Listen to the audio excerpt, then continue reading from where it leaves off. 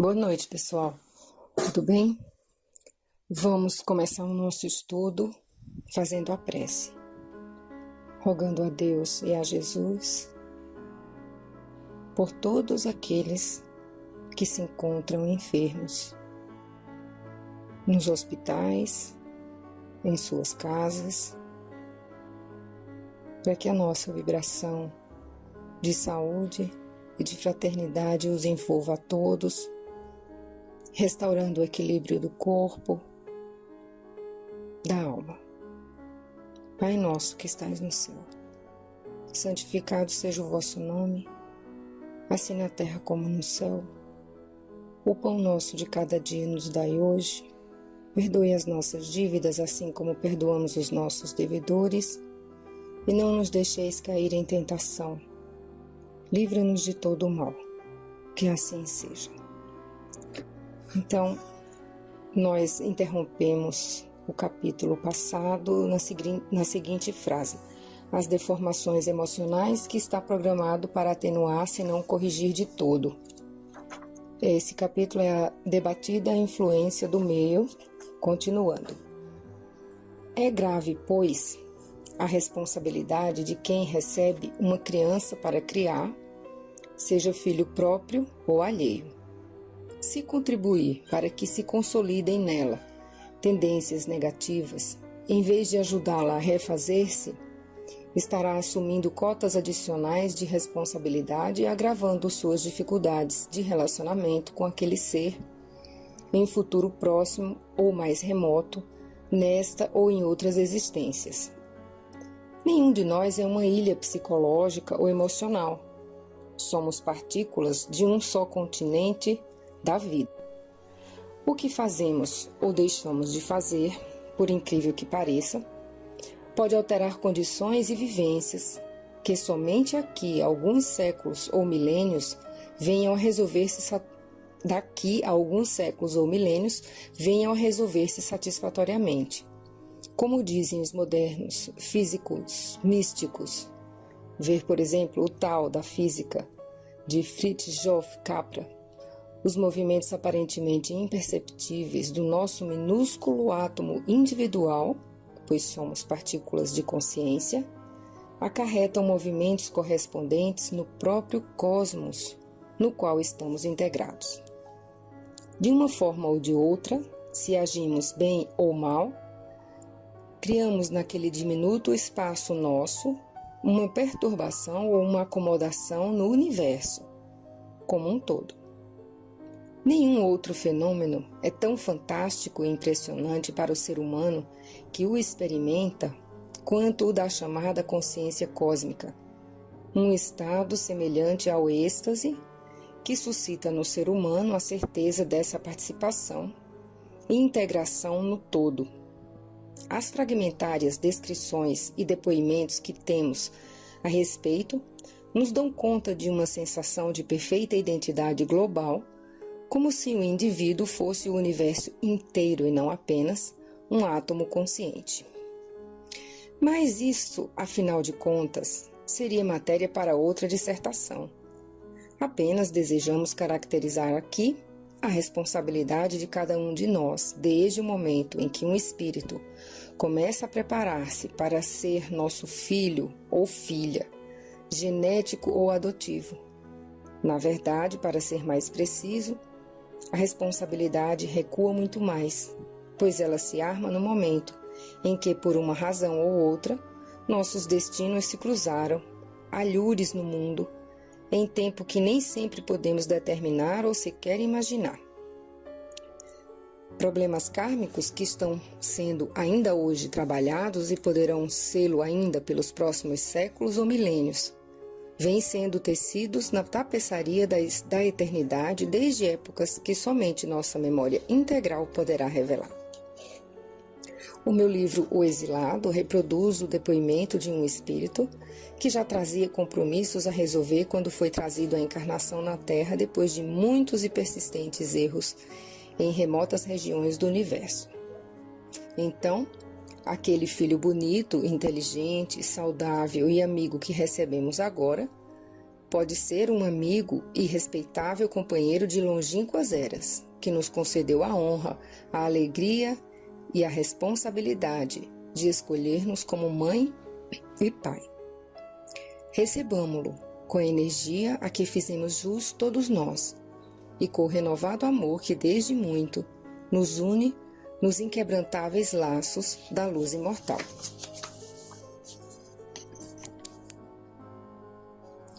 Vamos agora ao capítulo Filhos Deficientes. Bem, e se a criança que recebermos não for bonita, inteligente e sadia? A primeira atitude a assumir, tão logo tenhamos absorvido o impacto, maior ou menor, que nos causou essa verificação, é a de que a pessoa que nos foi entregue é um ser humano, tão filho de Deus como cada um de nós.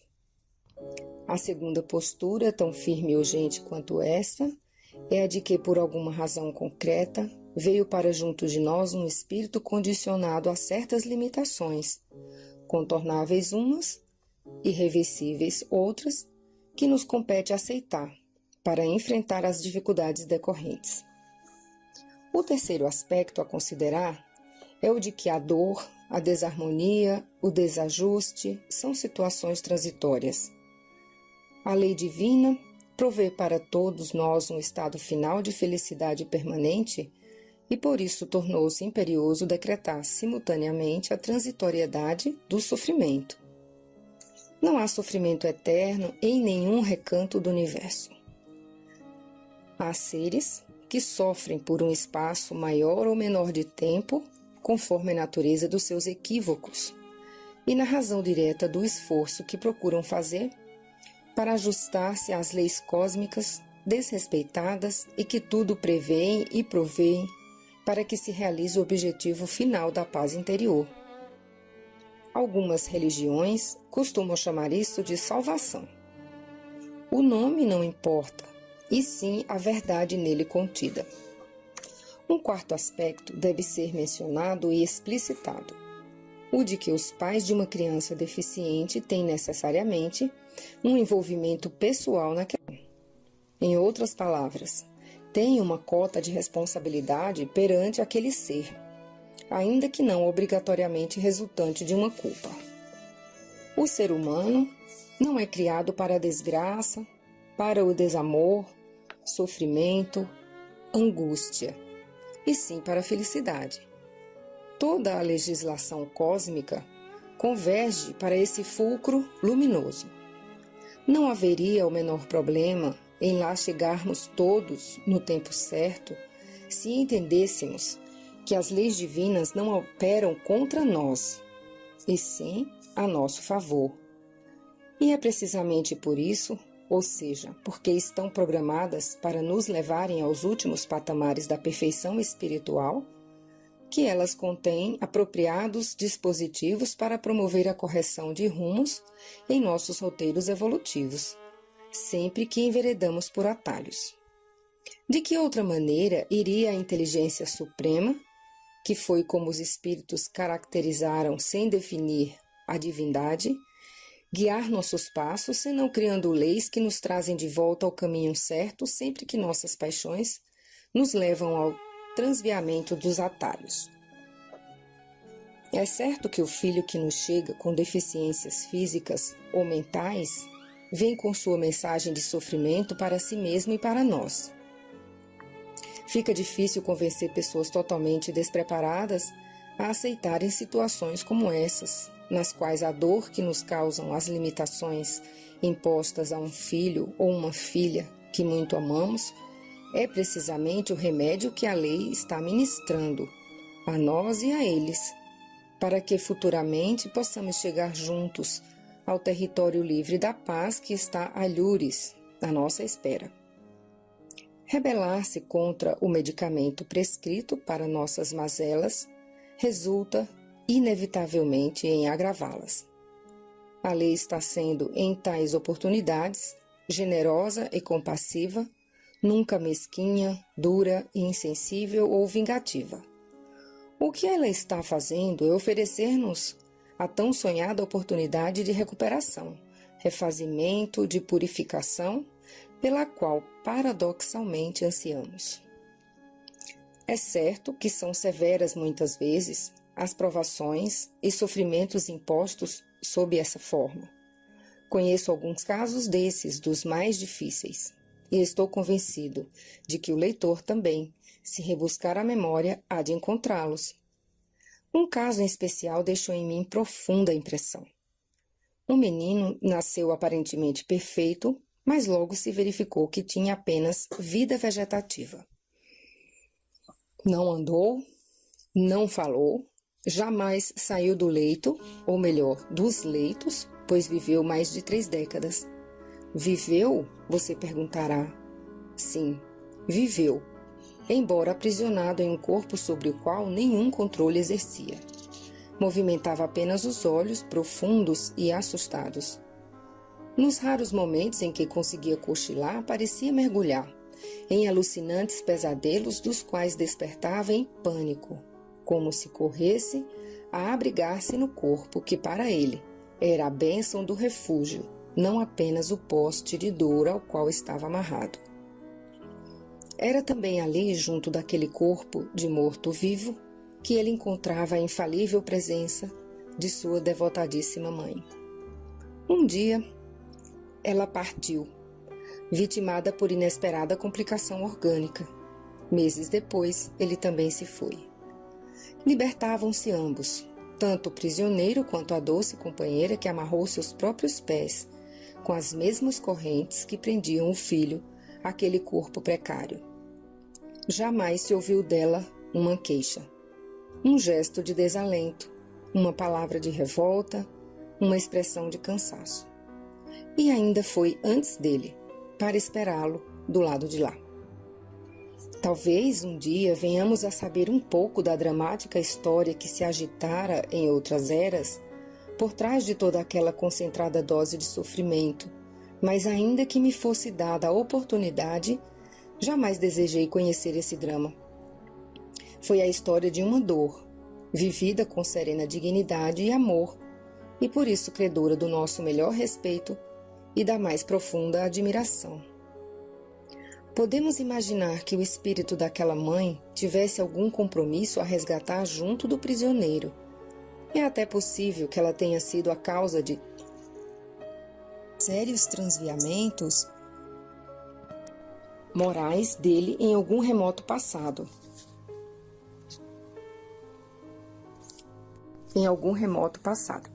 Ou então, como também acontece, tem aceitado espontaneamente a duríssima tarefa apenas para servir e ajudar alguém, a quem ela amou e ama, a dar os primeiros passos para fora do atoleiro. Como disse, não sei de suas histórias, senão aquilo que testemunhamos aqui, do lado de cada existência. Estou certo, porém, de que se nos encontrarmos por aí com o luminoso espírito de uma mulher serena, é bem possível que estejamos na presença daquela mãe dedicada. Dizia o Cristo, com a razão que tem em tudo quanto nos legou de sua sabedoria inesgotável, que é fácil amar os amigos, difícil é amar os inimigos. E é precisamente isto que precisamos fazer. Por extensão, podemos dizer que é fácil amar aos belos, aos inteligentes, aos sadios, mas, como também dizia o Cristo, são os doentes que precisam de médico. E muitas vezes a doença da alma ocorre exatamente naqueles que dispõem dos mais belos corpos e das mais lúcidas inteligências. É que beleza e inteligência, tanto quanto poder ou riqueza, são testemunhos, são testes, são até provações que nos experimentam, com o objetivo de verificar se já estamos suficientemente amadurecidos para identificar com segurança os valores permanentes da vida, e aqueles que são apenas expressões da transitoriedade fugaz do brilho falso. Mas não apenas isso, e sim para que, identificados uns e outros, tenhamos a sabedoria e a coragem de fazer as corretas opções. Lembro neste contexto outro caso, que aliás contei resumidamente a Alhures. O menino nascera em família de confortável status social e econômico, de um jovem e belo casal, culto e inteligente. Era até um bonito menino de boa aparência física, mas também sem o necessário controle sobre o corpo. Disseram-me pessoas da família que me procuraram para conversar sobre o assunto, que a criança tivera o cérebro danificado ao nascer, por causa de um sufocamento que tardou mais do que deveria ao ser clinicamente socorrida. Recuperadas a respiração e a vida, o cérebro apresentava problemas irreversíveis. Além do mais, a tomografia revelara exígua massa cerebral, suficiente para que o poderoso computador vivo pudesse funcionar com um mínimo de condição, mas não com uma parte decisiva de seu potencial. Um detalhe era particularmente dramático. O avô, competente médico, embora não responsável pelo parto, nada pudera fazer a tempo para salvar o neto, com o que se sentia profundamente deprimido. É essa uma situação que suscita muitas perguntas angustiantes. Por quê? Por que meu filho ou meu neto? Por que não foi possível fazer alguma coisa a tempo? Como poderia ter sido prevenido ou evitado o funesto acidente? De quem é a culpa? Perguntas até respondíveis, algumas, mas em que poderiam contribuir tais respostas para uma desejada modificação na situação? Consultados a respeito, dado que a família se mostrou desejosa de uma orientação que pelo menos os levasse a melhor entendimento das coisas, nossos amigos espirituais concordaram em trazer-nos alguns esclarecimentos e palavras de consolo e orientação. Segundo eles, pai, mãe e filho constituíram em passada existência componentes de um triângulo amoroso. A jovem e um dos rapazes estavam já com o casamento acertado quando ela se apaixonou pelo outro, atual pai da criança deficiente. No precipitado impulso, em momento de desatino, o jovem preterido atirou-se por um despenhadeiro abaixo, danificando de maneira grave precisamente seu cérebro físico. O atual avô, que era então seu pai, tudo fez para salvá-lo, mas não o conseguiu, ficando marcado por profunda mágoa, pois muito amava o filho e nele depositava grandes esperanças. Quanto à moça, uniu-se afinal ao jovem de sua escolha. Na inexorável simetria e precisão das leis divinas, o trio acabou marcando novo encontro para esta existência. Programaram os dois novamente casar-se e receberem o que outrora fora rival do rapaz e noivo rejeitado da moça. A lei concedia dessa maneira aos pais a oportunidade de restituir a vida física àquele que a perdera por causa da rivalidade amorosa. O noivo abandonado, por sua vez, cometera o grave erro de suicidar-se, danificando irreparavelmente o mais importante dos centros vitais, o cérebro físico, com as inevitáveis e consequentes repercussões no sistema perispiritual.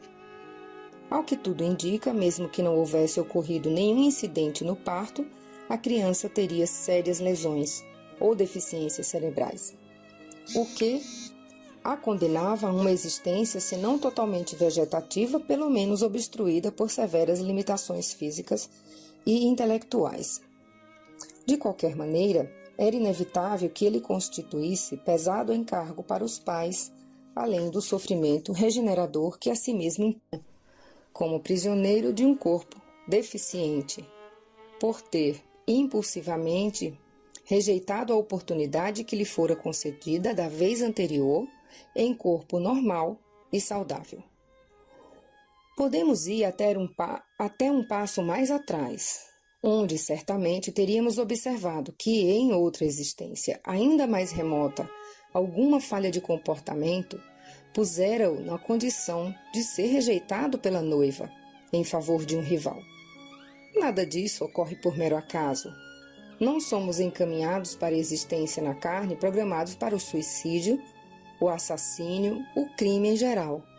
Viemos para progredir, para testar nossas resistências e conquistas, precisamente em situações estressantes que nossos equívocos anteriores criaram para nós. Em outras palavras, não era preciso matar-se porque perdeu a noiva. Poderia ter reformulado sua vida, pois é certo que aquele incidente específico da rejeição por parte dela não era uma certeza, e sim uma possibilidade, um teste a mais, se ocorresse como ocorreu. Dessa maneira, em vez de resgatarem os três alguns equívocos perfeitamente sanáveis, complicaram-se ainda mais no envolvimento com as leis. Este caso apresenta uma peculiaridade inesperada. É que os amigos espirituais que nos trouxeram a mensagem orientadora mantiveram com o espírito da criança uma entrevista, dado que, obviamente, fora do corpo deficiente, que lhe impunha severas limitações, ele era perfeitamente lúcido. Reconhecia seu grau de envolvimento no problema e lamentava todo aquele cortejo de aflições, mas estava disposto a levar a bom termo sua parte da provação. Pedia para que se acostumassem a tratá-lo com naturalidade, sem se afligirem mais do que o razoável com suas deficiências. Queria, tanto quanto possível, participar da vida que se movimentava à sua volta. Preso ao corpo, sentia-se pressionado pelo desalento da solidão, uma vez que se isolava ao mesmo tempo dos encarnados e dos desencarnados. Que falassem com ele, sempre que possível. Ainda que sem poder expressar-se, ele era capaz de entender o que lhe fosse dito. Por algum tempo, perdi de vista a família, cujo drama tanto me tocara. Soube um dia que o menino havia morrido. Oro por ele e espero que esteja bem agora, de volta ao mundo do espírito, a fim de preparar-se para retornar, não se sabe quando, onde e em que circunstâncias, para dar prosseguimento à sua tarefa de viver e evoluir, rumo à perfeição que a todos nós aguarda. A paz se encontra mais à frente, logo ali, para aqueles que muito lutaram a boa luta em busca do equilíbrio, e um pouco mais além, para aqueles que ainda não entenderam que, como há pouco dizíamos, a lei divina é mansa correnteza que nos leva para a imensidão do oceano luminoso da paz. É bastante abandonarmos-nos a ela sem resistir-lhe incessantemente no inútil esforço de subir o curso das águas em vez de descer com elas para as planícies e eventualmente para o mar, onde tudo se aquieta.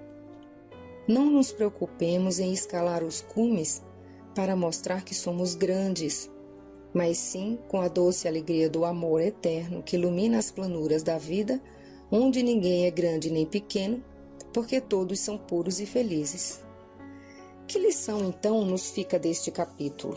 Simples de entender e, ao mesmo tempo, reconhecidamente difícil de se pôr em prática. A de que filhos deficientes são também filhos de Deus, como nós, pessoas com as quais nos desavimos no passado, e que nos incumbe recuperar para o amor fraterno, não para que deles nos livremos para sempre, mas a fim de que, juntos, sigamos rumo à felicidade.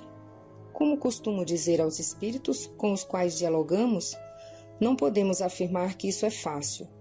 O que asseguramos convictamente é que é possível. É necessário e indispensável. Não importa muito por onde passa o caminho, o que importa é que ele nos leve à soleira da sonhada paz, nossa por direito inalienável de herança. Aqui tem uma nota suplementar. Os capítulos de livro, pelo menos deste, como certas cartas, têm às vezes direito e necessidade de PS, post-scriptum, como diziam os latinos. Este capítulo é um deles. É que as histórias, como a vida, são intermináveis, porque se renovam a cada momento na deslumbrante riqueza de variações em torno de si mesma. Decorrido algum tempo, após a morte do menino, nossos amigos espirituais me perguntaram se seria do meu interesse conversar com ele, como iria eu recusar tal oportunidade. Certa noite, após concluídos os trabalhos regulares, O espírito que eu conhecera encarnado no bebê deficiente assumiu discretamente os mecanismos de comunicação da médium. Sua primeira palavra foi de reconhecimento e gratidão por tudo quanto tentáramos, sem muito êxito, admito, junto dos seus. É muito difícil convencer a pessoas espiritualmente despreparadas para tais situações de que está tudo certo nas imutáveis leis da vida e que a palavra de ordem aqui é aceitação. Quanto a ele, estava em paz, tão lúcido quanto possível aquele que ainda não se desembaraçara de todo o envolvimento com as substâncias mais densas que constituem nosso instrumento de viver, e no naturalmente com os problemas da vida que mal terminara.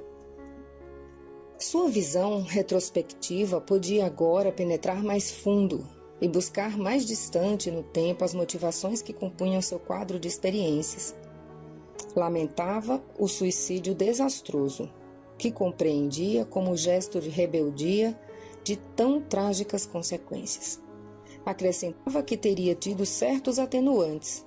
Demorou-se um tanto na escolha da palavra, que reconhecia inadequada, se pelo menos não tivesse sido vitimado por uma pesada dosagem de ódio, especialmente pela jovem, que a seu ver o traíra, preterindo-o ao outro. Além do mais, podia ver agora a lamentável inutilidade de seu gesto desesperado, ao saber que outra mulher lhe estava destinada, e que a esta ele amava de fato, não com os impulsos da paixão, como a outra, mas com as ternuras do amor. A rejeição teria sido apenas desagradável incidente, pelo qual ele teria mesmo de passar, por causa de compromissos anteriores.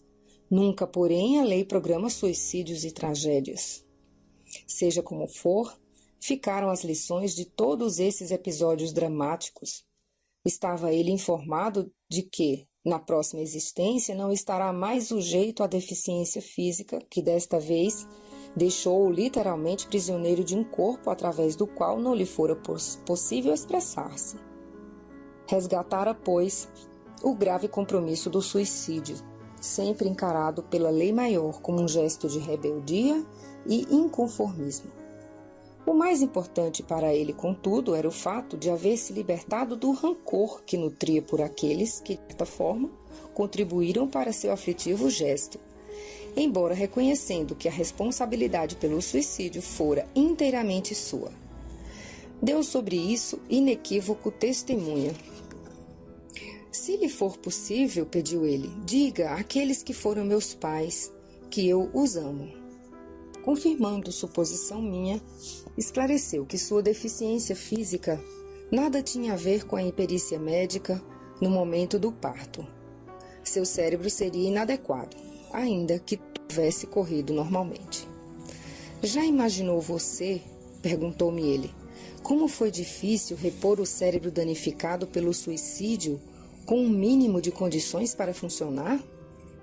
O dano causado ao corpo físico pode até ser considerado irrelevante, porque ele fica na terra e se desintegra. Graves mesmo são as repercussões no sistema perispiritual. Outro aspecto me ficou também bastante claro. É compreensível que os pais de uma criança deficiente se sintam como que inadequados e até responsáveis ou culpados pela geração do seu corpo, como se todo o processo fosse resultante de um fracasso pessoal do casal. Foi, aliás, o que pude detectar no contato pessoal que tive com a família. Como se perguntassem a si mesmos, como foi possível a pais tão belos e fisicamente perfeitos como nós gerar uma criança em tais condições? Daí talvez a tendência a atribuir a causa ao incidente clínico.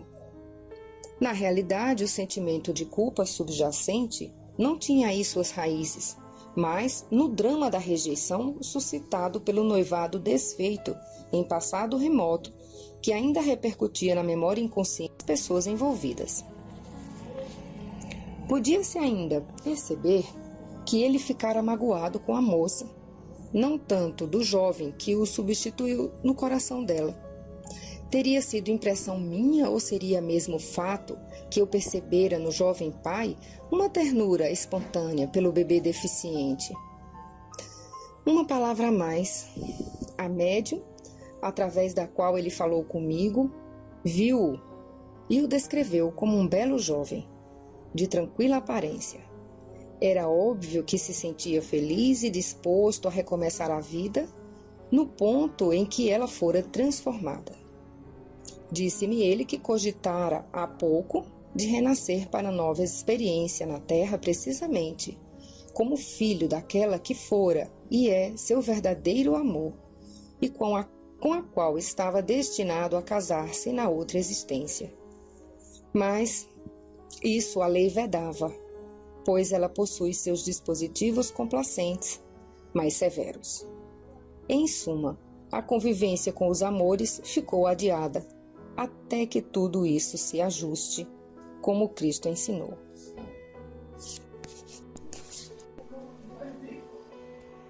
Ao despedir-se, emocionado como eu próprio estava, reiterou seus agradecimentos por tudo o que se tentara fazer junto dos seus. Parecia convicto de que tais esforços não foram muito bem sucedidos. Há sementes que custam mais a germinar do que outras, mas todas produzirão alguma forma de vida renovada sempre que conseguirem romper as barreiras existentes entre o que Aristóteles chamou de potência e ato. Em muitos de nós, o amor é ainda potência. Em outros, já germinou e transformou-se em ato. É um capítulo que traz profundas reflexões, porque mostra a complexa relação, as teias que se formam para que haja a reencarnação de um grupo familiar, de um agrupamento familiar, e com todas as complexidades que são necessárias para o reajuste. Agora vamos a um outro capítulo, dramático depoimento de um espírito. Temos falado muito neste livro das programações elaboradas no mundo espiritual para cada vida que reiniciamos na Terra.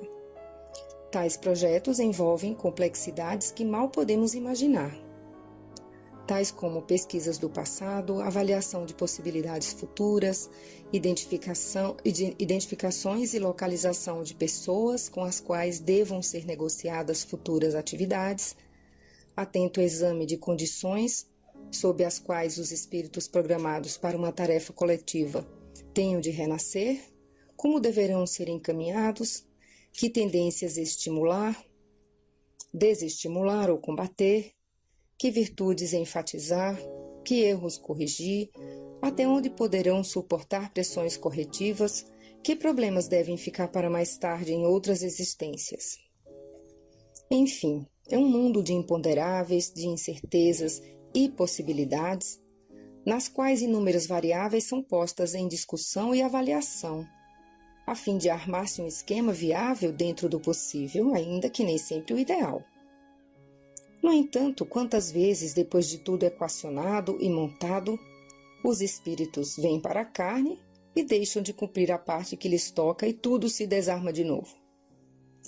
Não obstante tais especulações mais ou menos teóricas serem da maior utilidade, minha preferência sempre se dirige para a abordagem prática, experimental, a experiência vivida e sentida que nos proporciona exemplos concretos, colhidos na vivência de cada um. Entendo mesmo que só se aprende a viver vivendo, e não teorizando sobre a vida. Por feliz entrelaçamento de circunstâncias, muitas e preciosas oportunidades nos foram concedidas ao longo dos anos de ver desdobrarem-se ante nossa atenta observação exemplos vivos dessa desconfortável realidade de que dificilmente conseguimos levar a bom termo na carne com a precisão e na extensão e profundidade desejadas a tarefa planejada no intervalo que vai de uma vida a uma vida seguinte. Em uma oportunidade específica, contudo, um companheiro espiritual que acabava de despertar de longo pesadelo de equívocos seculares abriu para nós todo um riquíssimo acervo de experiências e observações maduramente meditadas e, confesso, inesperadas, honestas, comoventes na sua impressionante sinceridade. Como disse, vinha ele de um longo período de graves equívocos, através de muitas existências sacrificadas às suas paixões desencontradas. No que não está sozinho, infelizmente, pois esta tem sido praticamente a regra para quase todos nós, até que uma espécie de terremoto íntimo nos sacode as raízes do ser e então nunca mais seremos os mesmos. O que se lê a seguir é, pois, um resumo comentado do que ele nos relatou naquela noite. Às vezes, começou ele, os compromissos perante a lei são tão sérios que os espíritos acham que não há mais como retornar sobre seus passos, a fim de reconstruir seus destroçados mundos íntimos. Foram muitos os fracassos no passado mais remoto e mais recente. É certo que em tudo isso há sempre alguém disposto a ajudar, mas também esse muitas vezes falha, como por exemplo a companheira que combina voltar para uma vida de dificuldades comuns. Ela promete fidelidade, que foi o ponto fraco, onde falhou mais gravemente. Monta-se um esquema que atenda àquele mínimo de necessidades pessoais. De volta à carne, porém, ela falha e volta a trair, movido por uma compulsão que ainda não aprendeu a dominar. E ele falha, porque uma vez mais, não consegue ser tolerante e compreensivo com as fraquezas alheias. Esquemas programados para serem superados acabam gerando situações irreparáveis criadas de início não a partir de desentendimentos propriamente ditos, mas de simples mal-entendidos, perfeitamente contornáveis. Bastaria para isso uma pausa, um momento de reflexão, a fim de tornar possível um debate sereno do problema que não representa naquela fase nenhuma dificuldade intransponível. Em vez disso, exaltam-se os ânimos e complicam-se as coisas. Dificuldades superáveis viram impasses de relacionamento. É que, por melhores que sejam as intenções que trazem os espíritos, uma vez no corpo, mergulhados atrás do denso véu da carne, parece que as tendências negativas são reativadas e potencializadas, e voltamos a cometer os mesmos enganos, e a excitar o mesmo tipo de paixão que viemos precisamente para combater e dominar. A ânsia de poder é uma dessas resistentes infecções espirituais que parecem contaminar vidas para as quais as melhores providências de asepsia mental foram tomadas. Renascemos para aprender a dominar a nós mesmos e voltamos a ceder ao impulso de dominar os outros. Os problemas começam a ser suscitados ante as situações teste, em grande parte porque esquecemos, na carne, a programação feita, ou porque nos ficam na memória de vigília apenas vagos e imprecisos traços. Diziam-me coisas que, de alguma forma, eu sabia que eram corretas ou erradas, confessou-nos aquele companheiro espiritual, mas eu não sabia precisamente por que o eram. Muitos se queixam desse esquecimento e até lhe atribuem a culpa e a responsabilidade pela reiteração no erro. Mas o que a lei deseja é que a gente aprenda a lição do bem, dentro de nossos próprios recursos, iniciativas e disposições, ante as várias alternativas que se oferecem à nossa livre escolha. Precisamos provar a nós mesmos que, postos diante de tal ou qual situação, começamos a ter condições para decidir pela melhor alternativa, não porque nos lembramos de um compromisso assumido e temos de acertar, ou porque temos obrigação de conciliar-nos com este ou aquele adversário de outras eras, mas porque estão se formando em nós as estruturas do bem, que irão servir para todas as situações futuras. Encerramos aqui essa parte do nosso estudo, profundamente gratos a Deus pela sua infinita misericórdia, que nos permite voltar em tantas oportunidades para aprender as lições ainda não aprendidas. Que possamos nos sentir profundamente gratos por essas oportunidades. Que possamos valorizar cada vivência que temos na nossa vida com todas as pessoas com quem temos que conviver. Pai nosso que estais no céu, santificado seja o vosso nome. Venha a nós o vosso reino, seja feita a vossa vontade, assim na terra como no céu. O pão nosso de cada dia nos dai hoje. Perdoa as nossas dívidas, assim como perdoamos os nossos devedores. Não nos deixeis cair em tentação. Livra-nos de todo o mal. Que